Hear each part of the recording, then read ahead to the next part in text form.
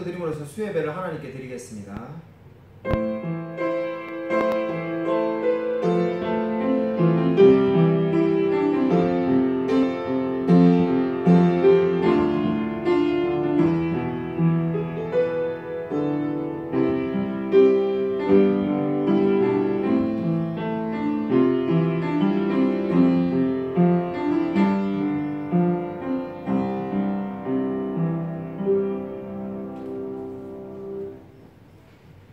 하나님 아버지, 우리의 영혼이 주님만을 온전히 찬양하기 원합니다.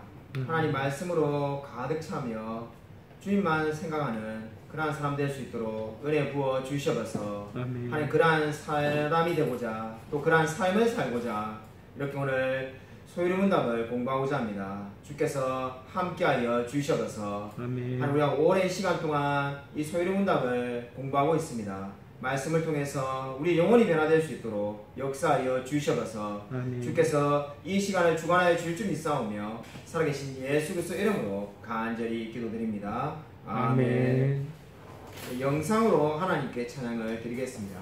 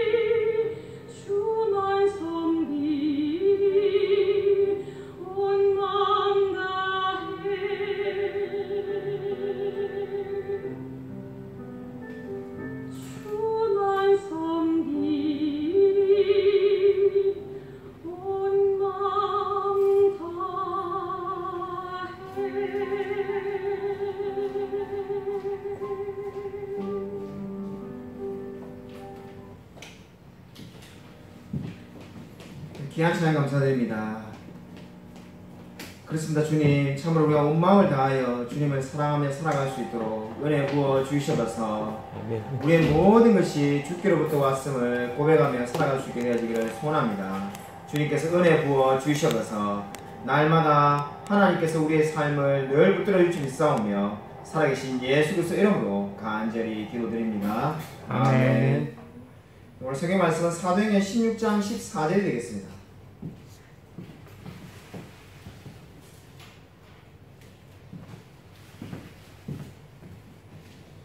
우리 소요리문답 88문부터 90문 강의, 오늘 소요리문답 88문부터 90문 강의 사도행전 16장 14절 말씀을 읽겠습니다.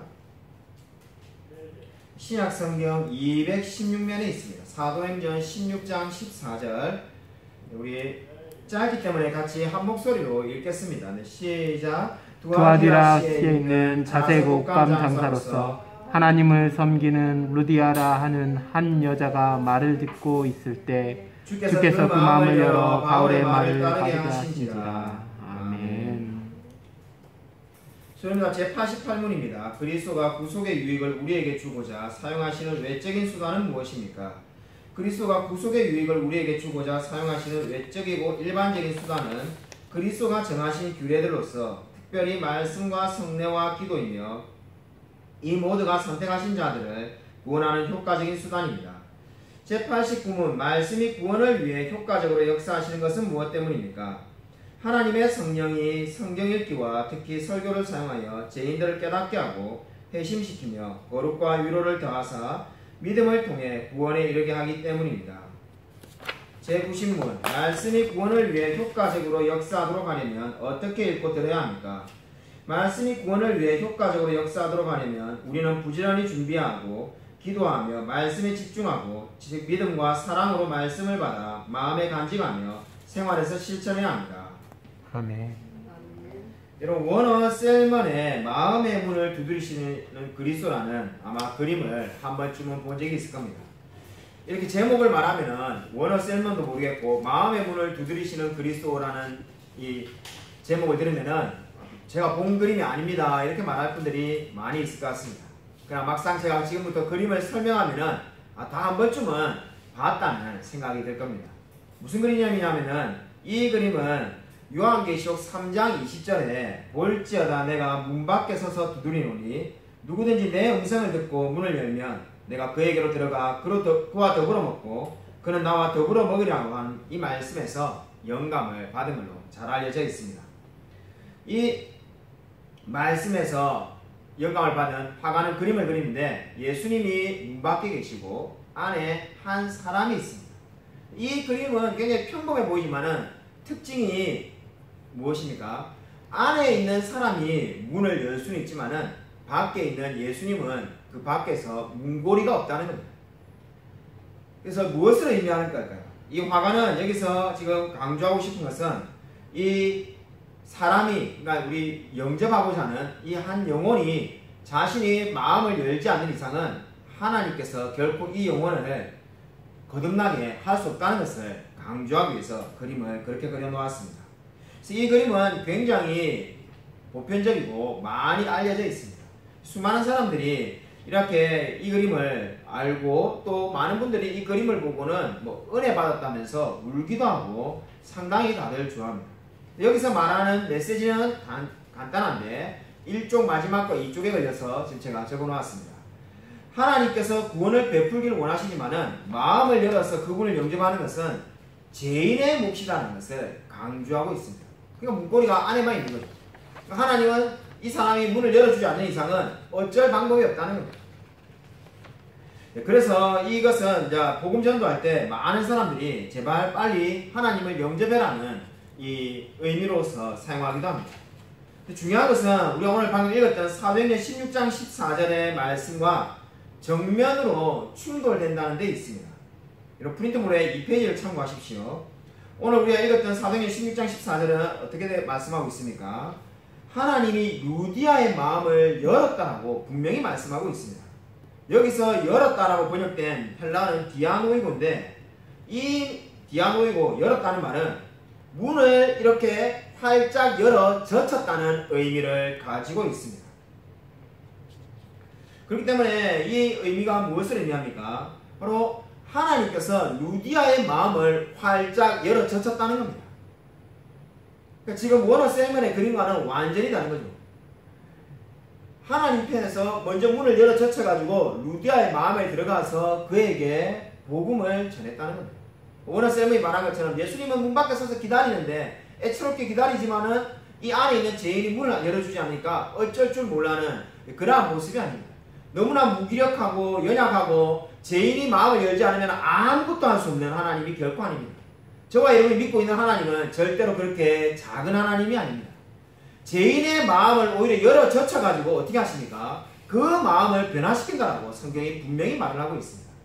그러므로 이 워너 셀먼의 그림은 결코 옳은 내용이 아닙니다. 여러분 누가는 프린터본의 2페이지의 중간을 참고하십시오. 어머니 태에서 처음 태어난 사람, 예수님의 제자의 마음을 열어주신 일, 하나님이 하늘을 열어 자기 오른편에 계신 예수님을 보여주신 일 등을 묘사할 때 바로 이 용어를 사용했다는 겁니다. 이렇게 열었다는 것이 바로 뭡니까? 하느님이 하늘을 열 때 또는 아이가 태어날 때 이럴 때 사용했다는 거죠. 여기에서 이 사건이 다 뭘 보여줍니까? 수동적이지 않다는 거죠. 결국은 바로 뭘 말하는 겁니까? 하나님이 직접 개입해서 루디의 마음을 열어 제쳤다는 겁니다.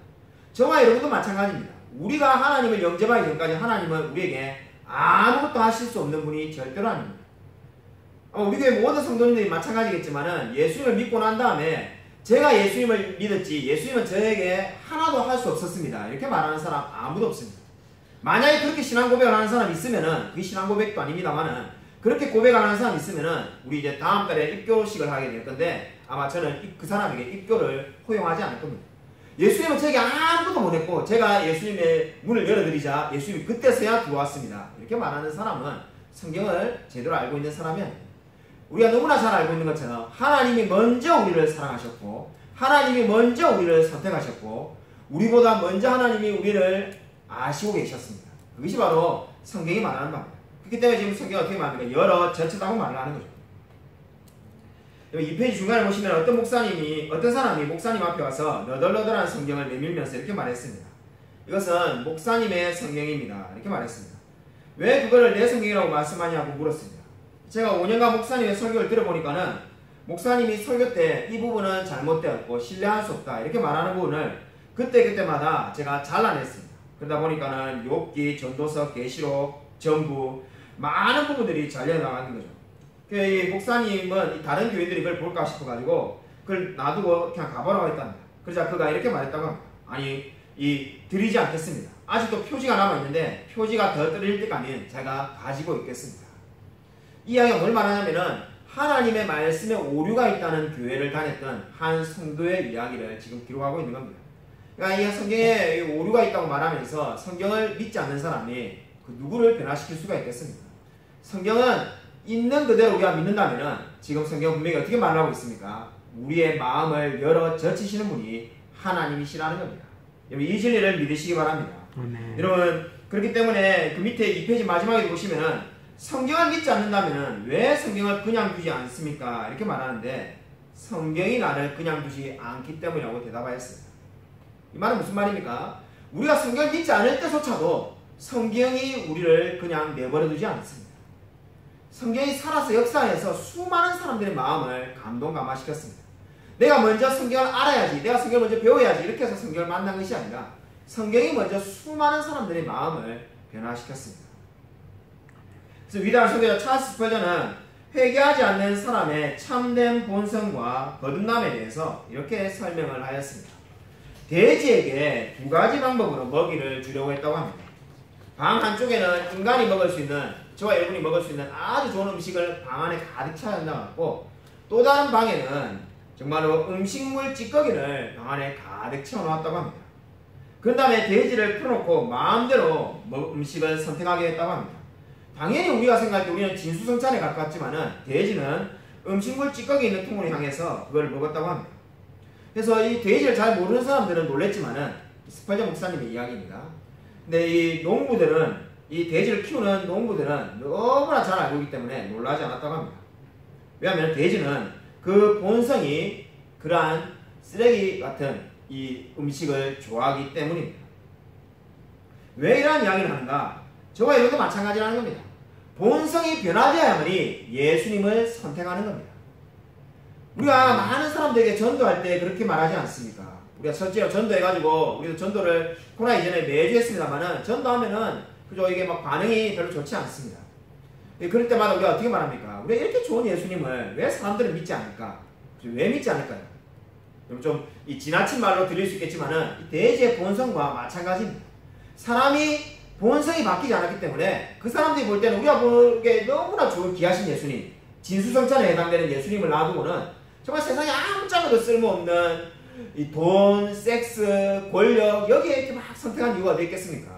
그들은 본성이 그거를 사랑하기 때문입니다. 그렇기 때문에 지금 오늘 우리가 말씀한 주제처럼 루디아처럼 하나님이 루디아의 마음을 먼저 열어가지고 그 본성을 바꾸고 난 다음에야 루디아가 뭘 선택할 수 있습니까? 진수성찬과 같은 예수님을 선택할 수 있는 겁니다. 근데 이 마음을 먼저 아직 이 본성이 변화되지 않은 사람에게 우리가 아무리 제시해본들 어떻게 되겠습니까? 그는 진수성찬이 예수님을 선택한 것이 아니라 음식 쓰레기에 가까운 그것을 선택할 수밖에 없습니다. 그렇기 때문에 우리가 복음을 전할 때마다 우리가 늘 기도해야 될 것이 무엇입니까? 먼저 하나님께서 역사하셔서 이 영혼을 바꿔달라고 기도해야 되는 겁니다.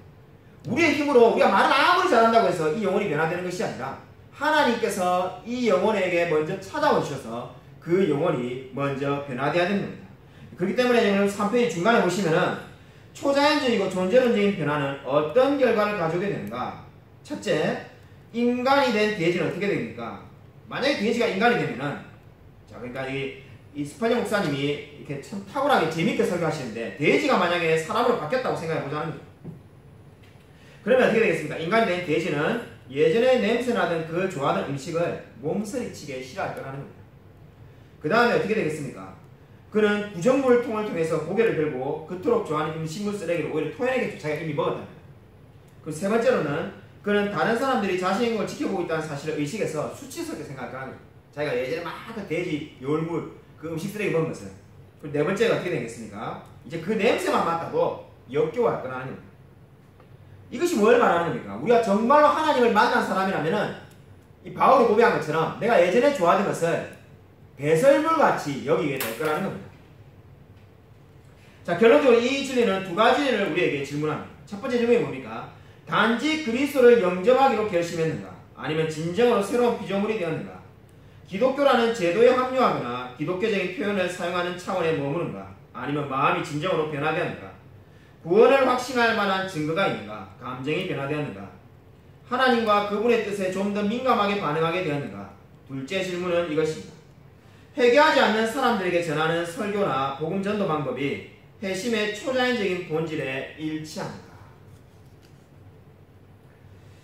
자, 그래서 우리 미국의 이 실용주의 심리학가 윌리엄 제임스는 종교를 한 번 태어난 사람들의 종교와 두 번째 태어난 사람들의 종교로 구분하기도 했습니다. 이 말이 뭔 말입니까? 진정으로 하나님을 믿는 사람은 거듭난 사람, 두 번 태어났을 거라는 겁니다. 어거스틴의 회심 이야기입니다. 어느 날 어거스틴이 우리가 너무나 잘 아는 것처럼 창녀를 만나고 마니교에 미쳐 있을 때 어느 날 이 이탈리아 밀라노에서 쉬기 위해서 자신의 정원에서 이렇게 의자에 누워가지고 쉬고 있을 때였습니다. 갑자기 담벼락 너머로 소년인지 소녀인지 목소리가 군부를 안 가는 사람들의 목소리가 들리기 시작합니다. 근데 그 목소리가 계속 반복적으로 나오는데 책을 들고 읽어라. 책을 들고 읽으라는 말이 계속 반복적으로 나옵니다. 이 어거스틴이 의아해가지고 아이들이 도대체 어떤 노래를 하길래 이런 노래를 부르는가 이런 생각을 했다고 합니다. 그래서 이런 종류의 노래를 그 이전에 들어본 적이 없는데 그래서 쏟아지는 눈물을 억제하면서 일어나서 성경책을 펼쳤다고 합니다. 마침 옆에 성경책이 있었는데 성경책을 펼치니까 로마서에 있는 말씀이죠. 방탕과 술 취하지 말며 음란과 호색하지 말며 쟁투와 시기하지 말고 오직 주 예수 그리스도로 옷 입고 정욕을 위하여 육신의 일을 도모하지 말라는 이 로마서의 말씀을 펼치게 됩니다. 보니까는 자기에게 해당되는 말씀이죠. 이 어거스틴이 방탕하고 늘 술에 찌들어 있고 음란과 호색하는데 그렇게 살지 말고 어떻게 하라는 겁니까? 그리스도로 옷 입고 살아라는 겁니다. 그래서 정말 이게 우연히 들려왔던 이 책을 들고 읽으라는 그 목소리가 나를 위한 말씀이라는 걸 깨닫고 그 자리에서 바로 어거스틴이 회심을 하게 됩니다. 이것이 바로 어거스틴이 변화되었던 일이 됩니다. 이 이야기가 특별히 무엇을 말해줍니까? 우리 지금 루디아의 여러 저치단 이야기하고 마찬가지입니다. 어거스틴이 먼저 아니야 성경 읽어야지 이렇게 찾지 않았습니다. 자기 자리 옆에 성경이 있었지만은 읽을 생각도 없이 그냥 쉬고 있었는데 하나님께서 음성을 들려주셔서 책을 집어 들고 읽으라고 하니까는 어거스틴이 책을 집어 듭니다. 거기에서 하나님이 그 우연을 통해서 어떻게 역사하십니까? 어거스틴에게 딱 알맞는 말씀, 딱 필요한 말씀, 로마서에 방탕과 술 취하지 말라는 이 말씀을 펼쳐서 읽게 만듭니다. 그리고는 어거스틴의 마음이 어떻게 됩니까? 굴복되어지며 하나님께 복종되게 됩니다. 한마디로 이 모든 어거스틴의 지금 체험은 그리고 우리 이 간증은 무엇을 보여줍니까? 하나님이 마치 루디아처럼 그 영혼의 마음을 열어 젖혔다는 것을 보게 됩니다. 하나님이 먼저 어렸을 때 사랑하셨고 그 영혼을 변화시켰습니다. 저와 여러분도 마찬가지인 줄 믿으시기 바랍니다. 여러분 라일의 자화상이라는 책 가운데 이런 말이 있습니다. 나의 성품에 전적인 변화를 불러왔던 상은 매우 다양하다. 한 가지를 언급하자면 내게는 그렇게 갑작스러운 변화가 아니라 아주 점진적이었다. 특별히 어떤 한 사람, 어떤 사건을 하나 들어 그것 때문에 변화되었다고 말할 수는 없고 오히려 여러 사람들과 여러 사건들이 연결되어서 나에게 영향을 주었다. 지금 내가 믿기로는 그 모든 일들 성령님께서 역사하셨다. 그 당시에 내가 몰랐다고 하더라도 말이야. 여러분 이 제이시 라일이 쓴 책인데 정말 이 마지막 말을 여러분 꼭 기억하시기 바랍니다. 내가 믿기로는 모든 일들을 성령님께서 역사하셨다는 거죠. 심지어 그 당시에 내가 모르는 일조차. 그 당시에는 내가 우연히 일어났다고 생각하는 전도지를 한 장 받았다든지 아니면 누가 교회 가자 해가지고 교회를 한 번 갔다든지 어떻게 하다 보니까 쪽복음의 이야기를 들었다든지 뭐 아니면 CC에서 하는 예수님 영화를 봤다든지 정말로 자기가 그 당시에 느꼈던 느끼지 못했던 그 모든 일들을 다 어떻게 했다는 겁니까? 성령님께서 역사하셔서 나에게 먼저 찾아오셨다는 겁니다. 이게 정말로 하나님을 만난 사람의 정말로 반증인 줄로 믿습니다. 여러분 마지막으로 여러분 비비 워필드와 칼빈이 한 말을 여러분 말을 하고 말씀을 맺고자 합니다. 비비 워필드라는 대략 100년 전에 살았던 유명한 신학자가 있습니다. 마음의 전적인 변화는 한두 개의 제약들에 대해서가 아니라 모든 죄에 대해서 등을 돌리는 것, 분명하게 하나님과 그분을 위해 성경을 향해 얼굴을 돌리는 것이다 라고 말하였습니다. 우리 마음이 변화된다는 게 뭐냐? 내가 한두 개의 제약에 대해서 후회하는 것이 아니라 모든 죄를 이제 역겨워하는 거죠. 마치 돼지가 사람이 되었습니다. 아까 스퍼전 목사님이 비유를 잘 된 것처럼 이제 음식물 쓰레기라는 쓰레기는 다 싫은 것처럼 이제 모든 죄가 미워지는 사람이 진정으로 그리스도에 된 사람이라는 겁니다. 칼빈은 이렇게 말했습니다. 회개란 하나님을 향하여 자신의 삶을 참되이 전향하는 것이다. 전향은 그분을 참으로 그리고 진심으로 두려워하는 마음에서 우러나오는 것이다. 그리고 그것은 우리의 육신과 옛 사람을 죽이는 것과 성령께서 생명을 불어넣어주시는 것으로 구성되어 있다. 그렇습니다. 진정한 회개가 무엇입니까? 하나님을 향하여 자신의 삶을 드리는 것입니다. 오늘 성경은 저와 여러분에게 우리가 진정으로 하나님의 은혜를 받은 사람이라면 모든 것이 하나님의 은혜로 된 것임을 고백하며 살 수밖에 없다고 말을 하고 있습니다. 여러분들 88문부터 90문은 바로 하나님께서 우리의 외적인 수단, 말씀을 통해서 우리에게 먼저 찾아오셨고 먼저 우리의 마음을 변화시켰다고 강조하고 있습니다. 아무쪼록 이 진리가 저와 여러분의 삶을 변화시켰음을 알고 늘 하나님께 감사하며 하나님께 영광 돌리며 살아가는 저와 우리 모든 성도님이 되시기를 주님의 이름으로 간절히 축원드립니다. 하나님 아버지 감사를 드립니다. 우리 마음 가운데에 늘 하나님의 은혜에 대해서 기뻐하며 감사하며 살아갈 수 있도록 역사하여 주시옵소서. 하나님께서 우리의 마음을 열어 젖히셔서 우리를 하나님을 믿게 만드신 줄로 믿습니다. 우리가 먼저 하나님을 사랑한 것이 아니고 하나님께서 우리에게 먼저 찾아와 주신 줄로 믿습니다. 돌이켜보면 모든 것이 성령 하나님의 은혜이며 역사인 줄로 믿습니다. 주님께서 우리의 마음을 늘 주관하여 주실 줄 믿사오며 살아계신 예수 그리스도 이름으로 간절히 기도드립니다. 아멘. 이제는 주 예수 그리스도의 은혜와 하나님의 사랑과 성령의 교통하심이 하나님께서 루디아의 마음을 열어 젖히신 것처럼 우리의 마음에도 찾아오셔서 우리를 변화시켜 주시며 우리가 거듭나게 하신 그 놀라운 하나님의 은혜에 날마다 기뻐하며 감사하며 살아가기로 다짐하는 이 자리에 있는 성도들과 동영상 예배드린 모든 성도들 머리 위에 이제부터 영원 동안 함께 있을지어다. 아멘.